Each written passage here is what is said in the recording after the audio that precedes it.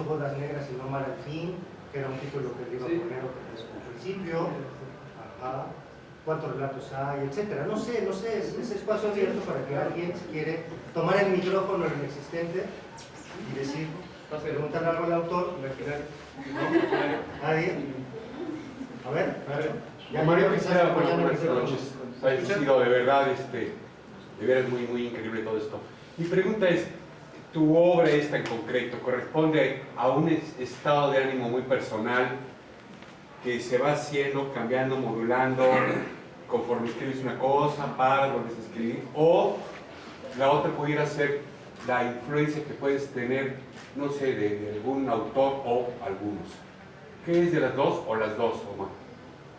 Yo creo que son de las dos. Siempre me ha gustado leer escritores que no nada más van por esa vena poética, sino involucran como cuestiones de sentido de la existencia de la vida. Entonces, tiene que ver también mucho la música. Me gusta mucho la música y se metió con la parte de recordar sucesos o acontecimientos fuertes de la vida. Hice algunos viajes, me planteé otras situaciones difíciles y sí es como que se mantiene como ese tono, ¿no? Quizás, o esa interrogante constante en cada uno de los relatos, a pesar de que van cambiando los personajes y pueden tener diálogos, etc. Sí hay relatos muy, incluso trágicos, sangrientos, extraños, en los que se plantea este sentido, ¿no? Yo creo que es de las dos partes. ¿Y qué autores pudieran ser para que yo me normara? Era un tiempo, y no lo voy a negar, sí me clavé la onda de Albert Camus, ¿no? La visión, por ejemplo, del mito de Sísifo. O sea, de que no sirve tener que saber que haya miles de dimensiones y que haya otro tipo de vidas, etcétera, y que pueda resolver muchas preguntas teóricas. Y uno de los mayores sentidos que puede, la pregunta más fuerte que puede haber es de, ¿realmente tiene sentido de existencia? De ahí de que me gustara también leer, por ejemplo, a Jean-Paul Sartre, ¿no?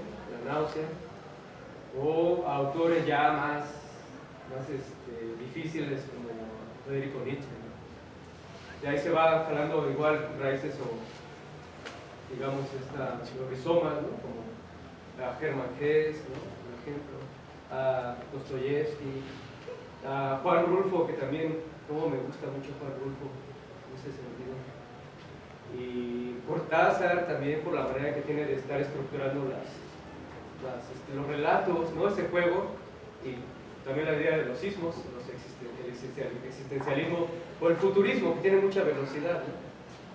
En ese sentido que va por ahí la respuesta.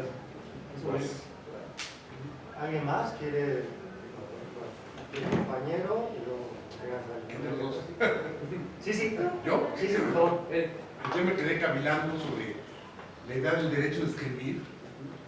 Me dio la sensación de que no puede ser un derecho porque es más bien una necesidad. Pensando en la idea de aquellos que escriben y que no publican, pensaba como en la existencia de los libros como entidades cuando no están publicados o cuando viven en el librero y no son leídos. Entonces, pareciera que el acto de escribir pide como a gritos el acto de leer, porque en el acto de leer es cuando el texto cobra sentido y renace. El escribir pide como una especie de que es una autoría, pide una coautoría de parte del autor, lo cual me llevó a pensar que desde luego que hay de lectores a lectores, puesto que tú estás escribiendo para una literatura que no es absolutamente fácil.